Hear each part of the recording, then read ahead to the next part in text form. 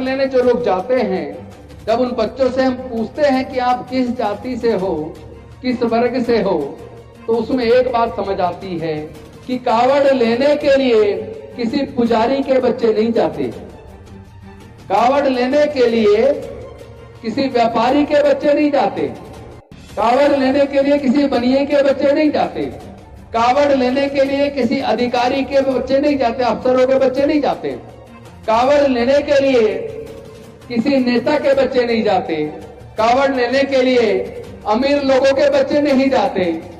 तो अगर कावड़ से फायदा होता तो सबसे पहले अमीर लोग जाते। अगर बच्चे कॉलेज स्कूल में पढ़ रहे हैं तो 15 दिन की छुट्टी करके अपनी पढ़ाई का नुकसान करते हैं। अगर कोई नौकरी कर रहा है फैक्ट्री में तो 15-20 दिन की छुट्टी करके 15-20 दिन की सैलरी चली जाती है।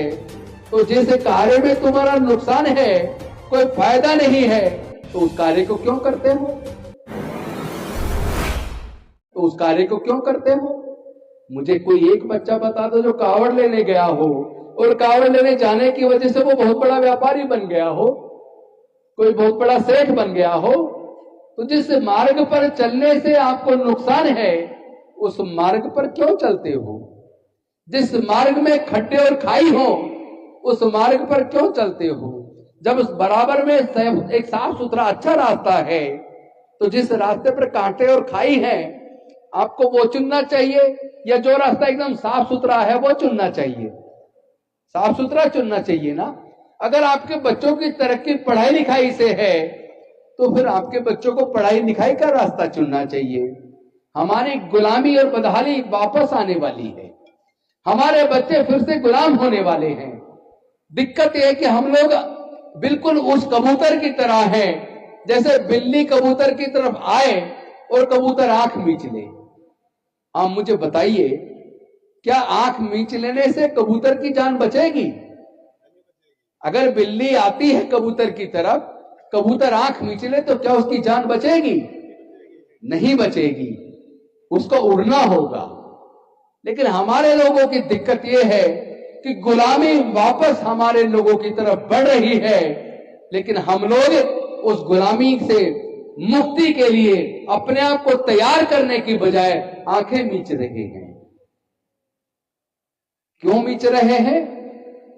आप कभी सोचते हैं कि हजारों साल की गुलामी तोड़ने के लिए डॉक्टर बाबा साहेब अंबेडकर जी ने अपने छोटे छोटे बच्चे गंवा दिए, उनके 4 में से 3 बच्चों की जान चली गई।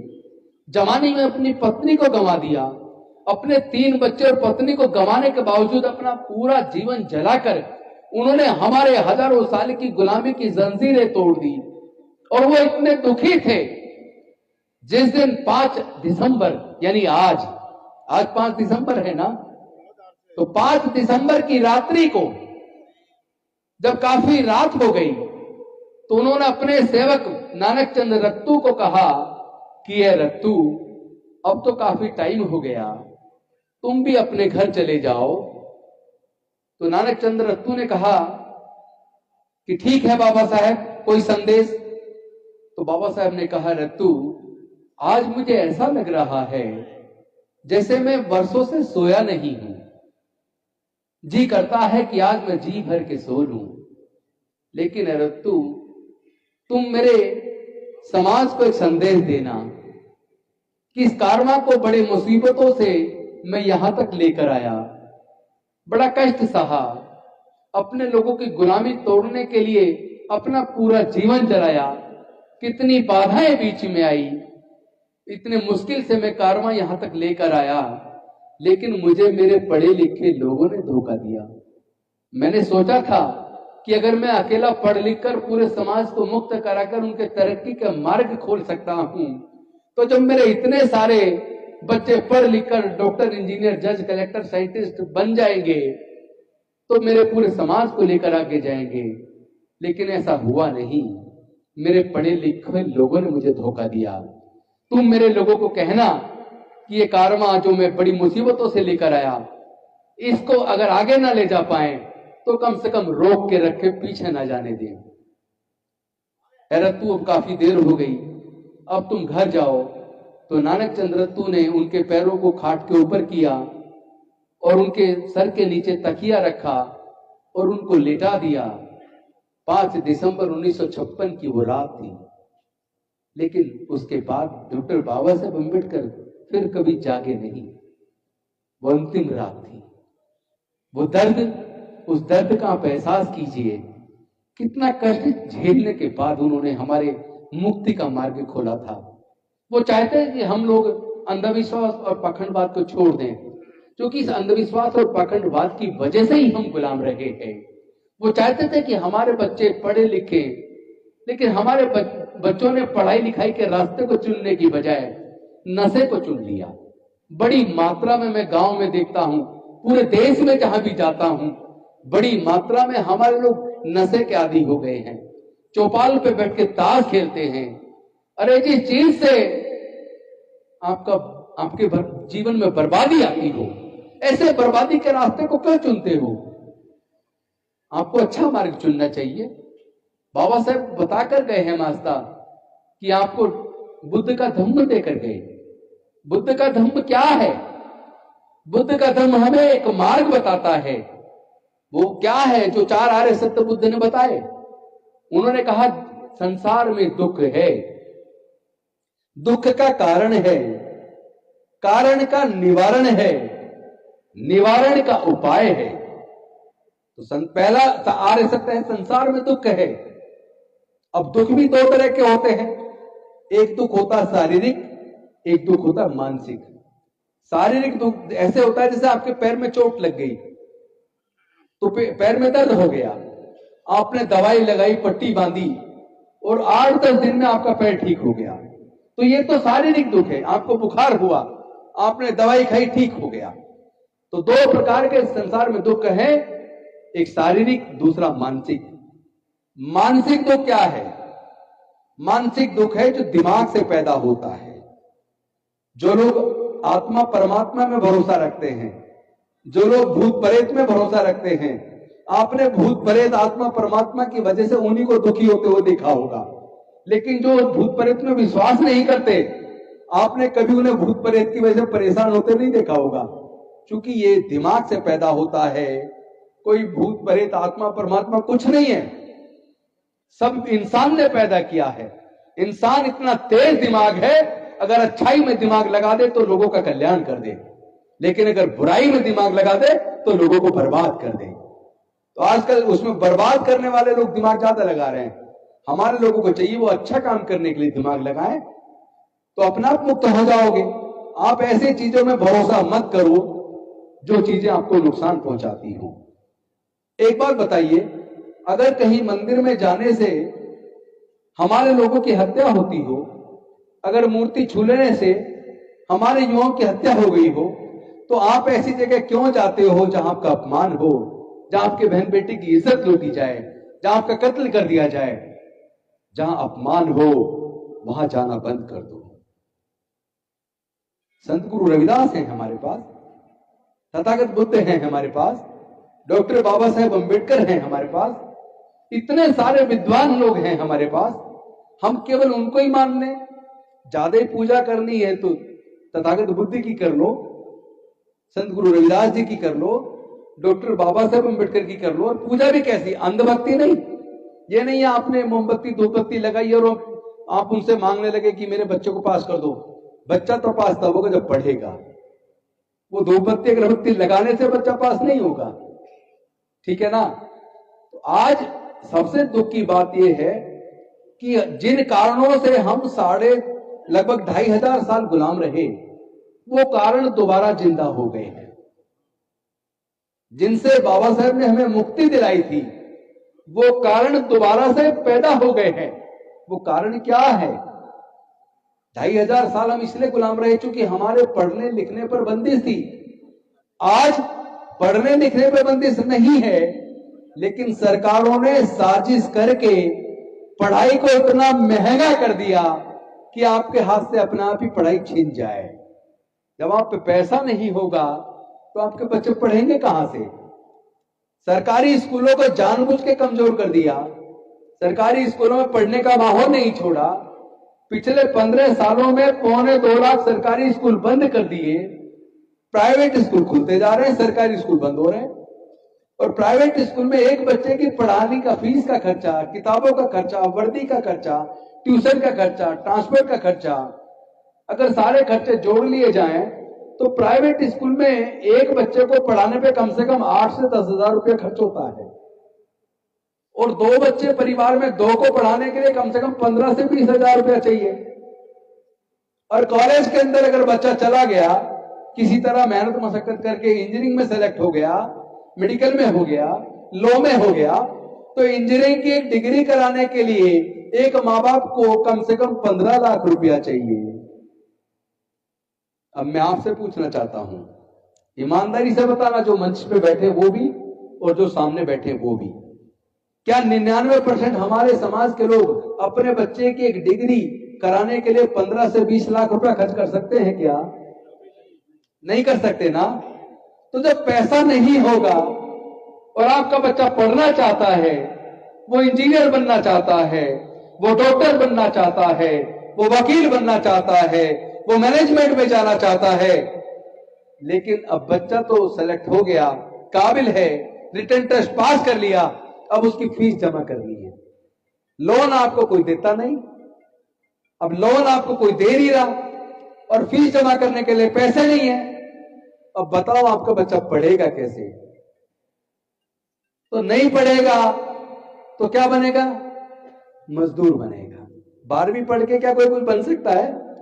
12वीं पढ़े हुए बच्चों की नौकरी नहीं लगती। अब तो बीए एमए करके भी, बीए बेकार, एमए एमए, प्रोफेशनल कोर्स करके, या कोई इतना ब्रिलियंट बच्चा जो एग्जाम पास कर ले, और एग्जाम भी 2-3 श्रेणी में होता है, पहले प्रीली में फिर मेन है ना? तो जब पढ़ाई के लिए पैसा ही नहीं होगा आपके पास, तो आपके बच्चों की पढ़ाई छिन जाएगी। और जो बच्चा पढ़ नहीं पाएगा वो क्या बनेगा? मजदूर बनेगा। और जो मजदूर बनेगा वो गुलाम बन जाएगा। तो हमारे 99% लोग 15 लाख से 20 लाख रुपए तक का डिग्री कराने पे खर्च नहीं कर सकते। 15-20 लाख तो दूर की बात है, 99% लोग तो 5 लाख रुपया भी खर्च नहीं कर सकते। हमारे 99% लोगों के पूरे परिवार की इनकम 15 से 20 हजार रुपये महीना मुश्किल से होगी। अगर पूरे देश की बात करें, कितने लोगों की नौकरी लगी है और नौकरियां हैं कहां? पूरे देश में लगभग 4 करोड़ नौकरियां हैं सरकारी, केंद्र सरकार की और राज्य सरकारों की मिलाकर लगभग 4 करोड़ सरकारी नौकरी है। उसमें एससी एसटी की लगभग 42 लाख हैं। चूंकि पोस्ट आधी भरी जा रही, आधी भरी नहीं जाती, तो अगर 2 करोड़ या 2.25 करोड़ नौकरी भरी गई, सीटें भरी गई, उस 2-2.25 करोड़ में एससी एसटी के लगभग 42 लाख बच्चों की नौकरी लगती है। और एससी एसटी की जनसंख्या लगभग 42 करोड़ है। तो 42 करोड़ में से अगर 42 लाख लोगों की सरकारी नौकरी लग भी जाए तो 41 करोड़ 58 लाख बच्चों की तो नौकरी नहीं लगेगी। उनका घर कैसे चलेगा? कोई उनके बारे में सोचेगा या नहीं सोचेगा? नौकरियां है कहां? इतना पैसा आपके पास है नहीं, क्या व्यापार कर ले? तो मैं आपसे पूछना चाहता हूं, जो मैंने एग्जाम्पल दिया कि गुलामी वापस हमारी तरफ लौट रही है, हमारी स्थिति उस कबूतर की तरह है जो बिल्ली को आते देखकर आंख मींच लेता है। आंख मींच लेने से कबूतर की जान नहीं बचेगी। तो ये जो गुलामी हमारे लोगों की तरफ लौट रही है, हम लोग जानबूझकर चुप हैं, हम लोग आगे की तैयारी नहीं कर रहे हैं। मैं पूछना चाहता हूं कि वो सरकारें किस काम की जो हमारे बच्चों की पढ़ाई का खर्चा ना उठा पाए? ऐसी सरकारों का हमें क्या करना है जो हमारे इलाज का खर्च ना उठा पाए? ऐसी सरकारों का हमें क्या करना है जो हमारे लोगों को, युवाओं को रोजगार ना दे पाए? ऐसी सरकारों को हमें क्या करना है जो देश से कुपोषण को खत्म ना कर पाए? बेरोजगारी देश में तेजी से बढ़ रही है, महंगाई देश में तेजी से बढ़ रही है। इतनी महंगाई हो रही है कि आपके बच्चे पढ़ाई से दूर हो रहे हैं। इतनी बुरी हालत है कि आपके बच्चे बेरोजगार हो रहे हैं। और जो बच्चा बेरोजगार होता है वो डिप्रेशन में आ जाता है। डिप्रेशन से दूरी के लिए, डिप्रेशन से बचने के लिए वो नशे का आदी हो जाता है और फिर नशे की पूर्ति के लिए वो चोर बन जाता है, अपराधी बन जाता है। पूरे देश के बच्चों का भविष्य अंधकार की तरफ जा रहा है। और उसमें भी देश में गरीब कौन है? मेजोरिटी में तो गरीब देश के वो लोग हैं जिनके पास जमीन भी नहीं है। तो हमें तो धर्मशास्त्रों ने हमारे व्यापार पे, संपत्ति रखने पर, जायदाद पर, सब पे बंदिश थी, वो भी 2500 साल तक। इस वजह से हमारे लोग तो खेत के मालिक भी नहीं बन पाए। मैं आप सबसे पूछना चाहता हूं, हमारी माताएं बहनें बैठी हैं, हमारे बुजुर्ग बैठे, हमारे भाई बैठे हैं, मैं आपसे पूछना चाहता हूं, जब बच्चा पैदा होता है मां के पेट से, क्या जमीन साथ में लेके पैदा होता है क्या? बताइए। जब मां के पेट से बच्चा पैदा होता है तो क्या जमीन साथ में लेके पैदा होता है क्या? जमीन तो लेके पैदा नहीं होता। तो देश में जो खेत की जमीन है उसके कुछ ही लोग मालिक क्यों हैं? उसमें हमारा और आपका हिस्सा कहां है? हमारे बच्चों का हिस्सा कहां है? कभी इस पे सोचते हैं? नहीं सोचते। कौन सी सरकारें हैं जिन्होंने साजिश करके सरकारी स्कूलों को कमजोर किया? पहले तो प्राइवेट स्कूल नहीं होते थे। जितने भी देश में सीनियर डॉक्टर हैं, सीनियर इंजीनियर हैं, सीनियर साइंटिस्ट हैं, सीनियर प्रोफेसर हैं, सीनियर जज हैं, वो सब सरकारी स्कूल से पढ़े हैं। मैं एक सफल वकील हूं, मैं सरकारी स्कूल से पढ़ा हूं। तो बताइए, जब सरकारी स्कूल इतने अच्छे थे कि देश के सारे senior doctor, senior engineer, senior scientist, senior professor, senior bureaucrat, senior जजेज सरकारी स्कूलों से पढ़े, तो फिर प्राइवेट स्कूल कहां से आए? कौन थे वो जिन्होंने साजिश रची सरकारी स्कूलों को कमजोर करने की और बंद करने की और प्राइवेट स्कूल खोलने की? ये वही लोग थे, वही जातिवादी लोग थे जो लोग इस बात से दुखी हो गए कि ये दलित, अछूत, शूद्र, पिछड़े जो हमारे गुलाम थे हजारों साल तक, आज डॉक्टर अंबेडकर के दिए रिजर्वेशन की वजह से पढ़ लिख कर ये जज बनने लगे, कलेक्टर बनने लगे, डॉक्टर बनने लगे, इंजीनियर बनने लगे, साइंटिस्ट बनने लगे, प्रोफेसर बनने लगे, बगल में आट के बैठने लगे, यहां तक कि हमारे सर पर अफसर बन के बैठने लगे। और बहुत से एक नेता हमने सुने, किसी पार्टी के नेता, वो खुलेआम कह रहे थे कि पैर की जूती सर पे आ गई। ये मानसिकता है इनकी। उसी मानसिकता के तहत इन सरकारों ने साजिश मिलकर, साजिश रचकर पढ़ाई को महंगा कर दिया, सरकारी स्कूलों को कमजोर कर दिया और बंद कर दिया और प्राइवेट स्कूल खोल दिए ताकि हमारे लोग पैसे का अभाव में पढ़ाई से दूर हो जाएं। तो जब पढ़ नहीं पाएंगे तो कामयाब भी नहीं होंगे। जब पढ़ नहीं पाएंगे तो ज्ञान नहीं होगा, ज्ञान नहीं होगा तो अपने अधिकार के लिए लड़ने की शक्ति भी नहीं होगी। तो कितनी मुश्किल से हजारों साल की गुलामी से डॉक्टर बाबा साहेब अम्बेडकर जी ने हमें मुक्त कराया था। लेकिन आज देश के अंदर हमारे सैकड़ों मंत्री हैं, केंद्र सरकार और राज्य सरकारों को मिलाकर कम से कम 100 मंत्री होंगे, हमारे 1000 से ज्यादा विधायक हैं, 131 सांसद हैं। मैं पूछना चाहता हूं, इतने सारे सांसद, इतने सारे विधायक, इतने सारे मंत्री होने के बाद, इतने सारे collector, doctor, engineer, scientist, professor होने के बावजूद जो काम अकेला डॉक्टर बाबा साहब अम्बेडकर कर गए, हम सारे मिलकर भी हम वो भी बचा कर नहीं रख पाए जो डॉक्टर बाबा साहब अम्बेडकर हमें देकर गए। जितने देश में दंगे होते हैं, आपने दंगे में कभी देखना कि कौन लोग गिरफ्तार होते हैं, और ये भी देखना दंगे में मारे कौन जाते हैं। दंगों में कभी ना तो पुजारी मारा जाता है और ना ही पुजारी का बच्चा गिरफ्तार होता है, क्योंकि वो उसका बच्चा दंगों में शामिल नहीं होता। ये जो स्वर्ण जातियां हैं, ब्राह्मण, बनिया, ठाकुर, इनके बच्चे दंगों में शामिल नहीं होते, इनके बच्चे दंगों में मारे भी नहीं जाते। तो दंगे में मारने जो मरे उनकी जाति भी देख लो, और जो दंगे करने के बाद जेल गए उनकी जाति भी देख लो, जिनको दंगों में सजा हुई उनकी जाति भी देख लो, और जो माँ बाप उन केस को लड़ने में अपनी जायदाद बेचकर बर्बाद हो गए उनकी जाति भी देख लो। तो आपको समझ आएगा, मरना वाला भी हमारा दलित, पिछड़ा, आदिवासी और अल्पसंख्यक समाज का आदमी, गरीब आदमी है, और मारने वाला भी वही है, जेल जाने वाला भी वही है, बर्बाद होने वाला भी वही है।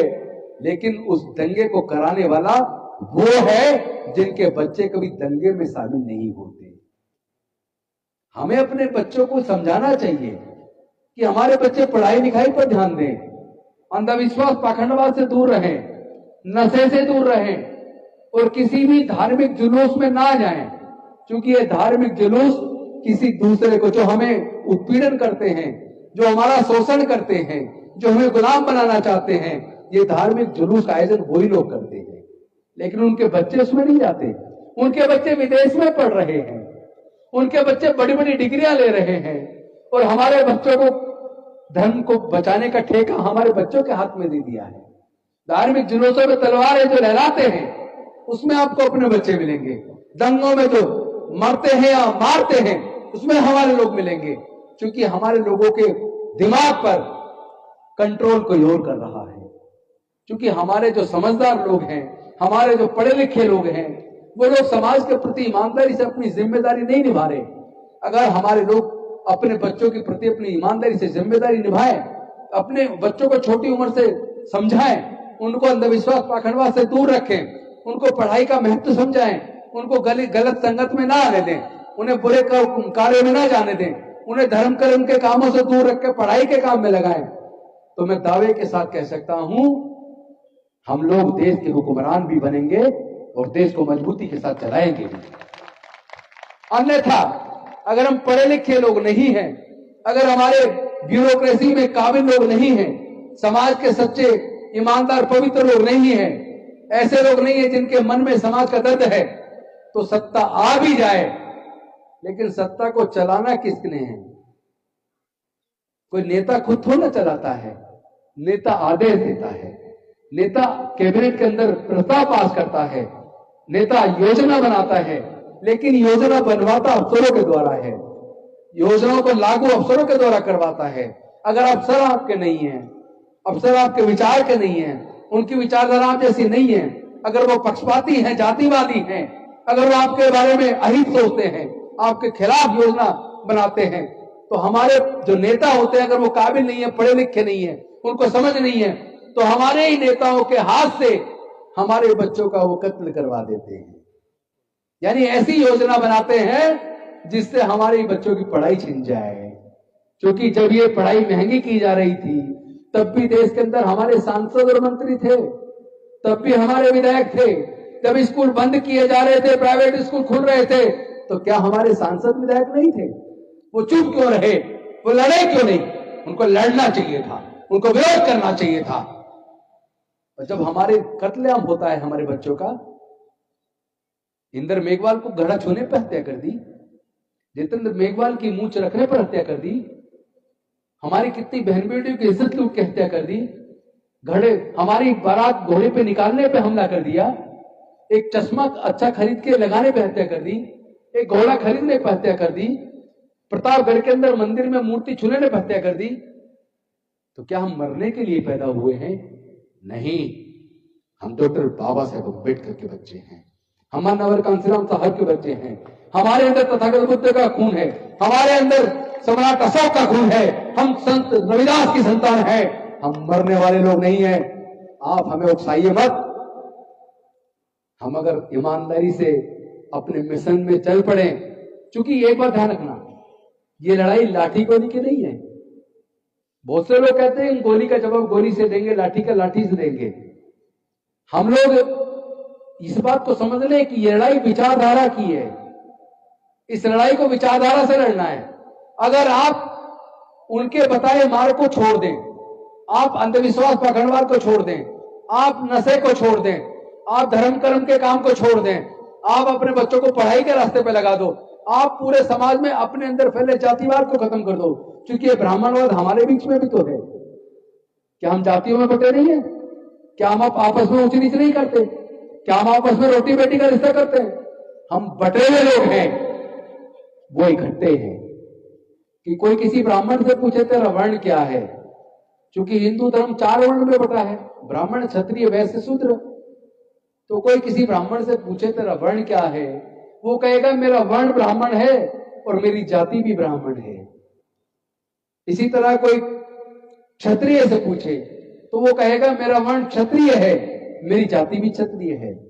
कोई किसी वैश्य से पूछे तो वो कहेगा कि मेरा वर्ण वैश्य है, मेरी जाति भी वैसे है। लेकिन क्या किसी को आपने सुना है जो ये कहे मेरा वर्ण शूद्र है?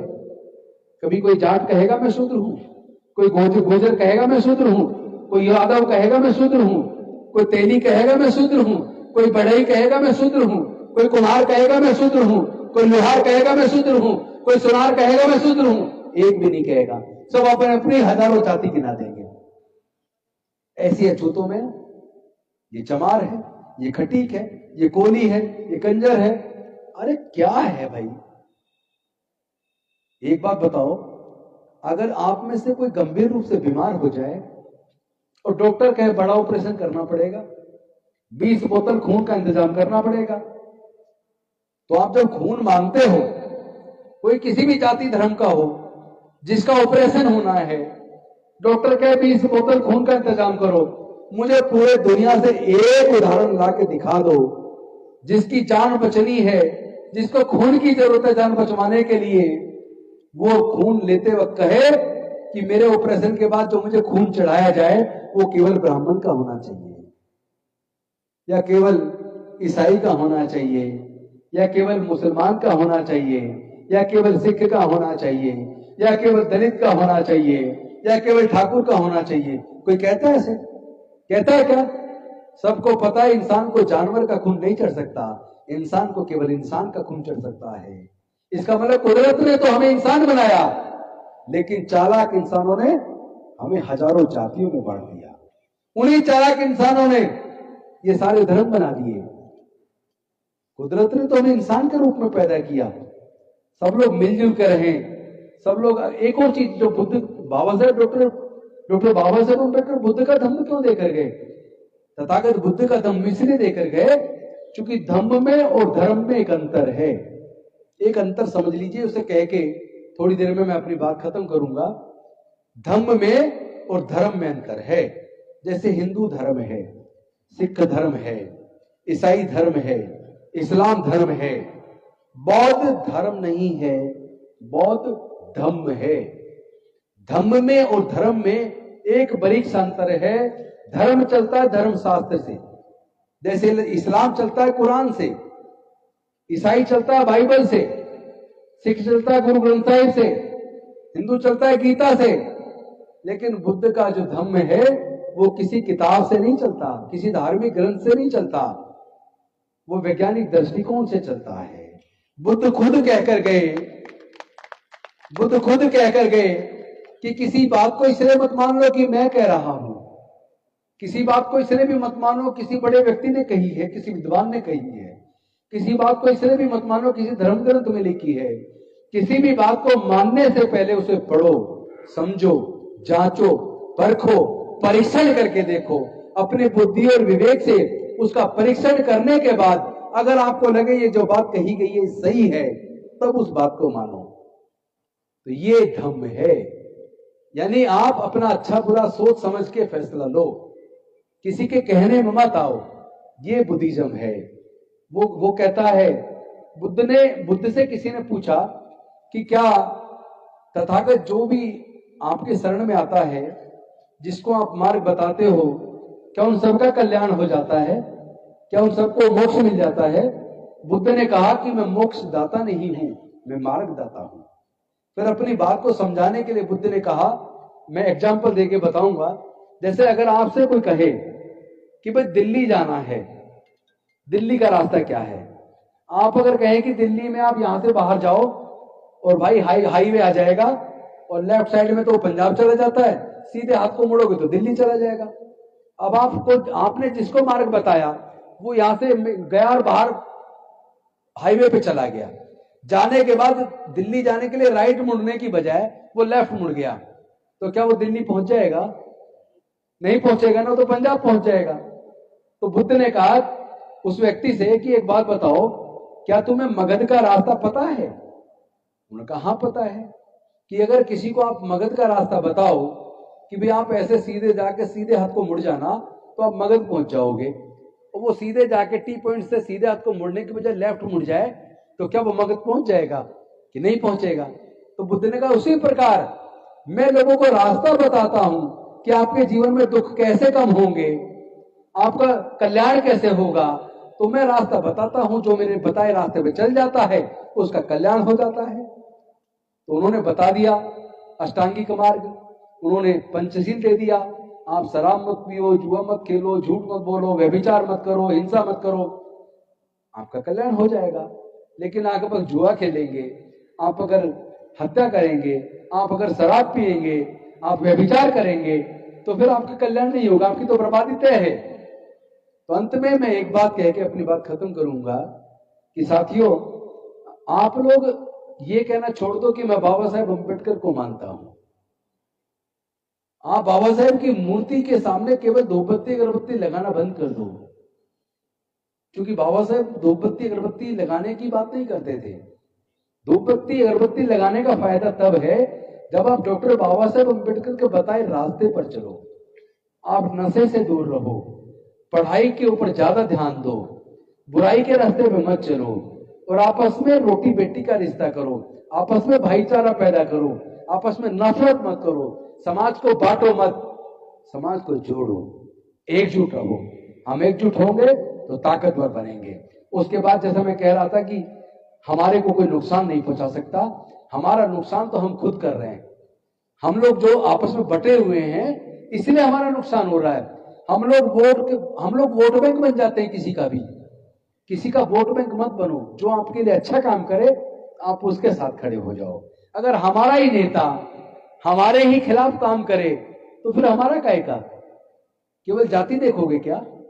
आप ये देखो कि हमारे बच्चों के भविष्य के लिए अच्छी योजना कौन बना रहा है, उसके साथ जुड़ना चाहिए।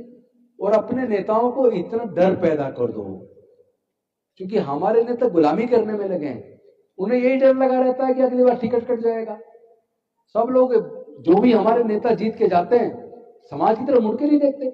उनके घर पे जाओ तो घर पे मिलते नहीं, आदमी से ढंग से बात नहीं करते, अकड़ के बात करते हैं, या ये कहलवा देते हैं नहीं घर पे, टाइम नहीं है अभी बाद में आना। अरे भाई, जिस आदमी के टाइम घर पे आप हाथ जोड़ के वोट मांगने गए थे, अब जीत गए तो आप उसको आंख दिखा रहे हो। अरे जिसकी वोट से तुम जीत के आए हो वही तुम्हें हरा भी सकता है। इसलिए वोट में किसी का मत बनो, अपनी वोट को अपनी ताकत बना लो। अगर आप अपनी वोट को अपनी ताकत बना लोगे, आपको शोषण से मुक्ति का मार्ग मिल जाएगा, आपका कोई शोषण नहीं कर पाएगा। सरकारें वोट से बनती हैं। अगर हम अपनी वोट से सरकारें बना सकते हैं तो अपनी वोट के दम पे किसी की सरकारें गिरा भी सकते हैं। हम अगर सरकार को कहें कि हम केवल ऐसे सरकार चाहेंगे, ऐसे लोगों को वोट देंगे जो हमारे बच्चों की पढ़ाई का पूरा फ्री कर दे, चाहे वो डॉक्टर बनना चाहे, चाहे इंजीनियर बनना चाहे, चाहे वकील बनना चाहे, जो भी बनना चाहे, जितना भी पढ़ाई पे खर्च होगा, आप हमें नौकरी देना या मत देना, आप हमारे बच्चे की पढ़ाई का खर्चा उठा लो, सरकार उठाए, हमारे इलाज का खर्चा सरकार उठाए। मैं बता रहा हूं, वोट के लिए ये सारे तलवे चाटते हैं नेता। ये सारी योजना बन जाएगी, लेकिन इसके लिए आपको लड़ना पड़ेगा। डॉक्टर बाबा साहेब अम्बेडकर ने बड़ी मुश्किल से वोट का अधिकार दिलवाया, लेकिन हमारे लोग शराब की बोतल में 1000-2000 रुपए में 10-5 किलो अनाज में अपनी वोट भेज देते हैं और फिर 5 साल तक लात खाते हैं, 5 साल तक इस महंगाई का दर्द झेलते हैं। यानी सारी बदहाली का कारण वो नहीं है, हम हैं। हम लोग अपनी बुद्धि से सोचते नहीं हैं, बड़े भोले और भावुक हैं। हमारा नुकसान करने वालों को हम ताकत दे रहे हैं। तो जो लोग हमारी बदहाली का कारण हैं, जो लोग हमारी गुलामी का कारण है, उन लोगों के सामने झुकने की जरूरत नहीं है। अपने अच्छे के बारे में खुद सोचो, जागो, डॉक्टर बाबा साहेब अम्बेडकर जी को पढ़ो, संत गुरु रविदास जी को पढ़ो। संत गुरु रविदास जी ने भी कहीं अंधविश्वास पाखंडवाद की बात नहीं की, बल्कि बुद्ध की जो वाणी थी, बुद्ध के ही काम को, बुद्ध की ही वाणी को, बुद्ध के सिद्धांतों को, बुद्ध के विचारों को संत गुरु रविदास जी ने और संत कबीरदास जी ने उन्हीं विचारों को आगे बढ़ाया। लेकिन हमने तो संत गुरु रविदास जी पे भी दूसरी वाली चादर उन लोगों ने उड़ा दी और हम लोगों ने भी आंखें खोल के पढ़ा नहीं। इसलिए ध्यान से अच्छे से बुद्ध को पढ़ो, कबीर को पढ़ो, संत गुरु रविदास जी को पढ़ो और उनके मार्ग पे चलो। निश्चित तौर पे आपका कल्याण होगा। इन्हीं शब्दों के साथ मैं अपनी वाणी को विराम देता हूं। बहुत बहुत धन्यवाद। नमो बुद्धाय, जय भीम, जय भारत। और मुझे बेहद खुशी है कि यहाँ रात के समय पे इतनी माताएं बहनें बैठी हैं, वरना ज्यादातर जगह पुरुष मिलते हैं, पुरुष भाषण सुनते हैं, पुरुष भाषण सुनाते हैं। और उनकी पत्नी, उनके बच्चे वो जागरण सुनने जाते हैं, तो वो जो सुनेंगे वही उनके घर में जाएगा। यहाँ बहनें बैठी है, माताएं बहनें बच्चियां बैठी हैं, तो जो ये सुनेंगी और समझेंगी निश्चित तौर पर ये परिवार को आगे लेकर जाएंगी। मुझे बहुत अच्छा लगा, बहुत बहुत धन्यवाद। नमो बुद्धाय, जय भीम, जय भारत। और हमारे ये जो साथी हैं प्रीतम जी, इन्होंने तो बाबा साहब का पूरा जीवन संघर्ष एक कविता में लिख दिया है, आप उसको भी जरूर सुनना, क्योंकि उन्होंने बहुत अच्छा लिखा, मैंने एक बार सुना था और वो आपको भी सुनाएंगे। Thank you very much. नमो बुद्धाय, जय भीम, जय भारत।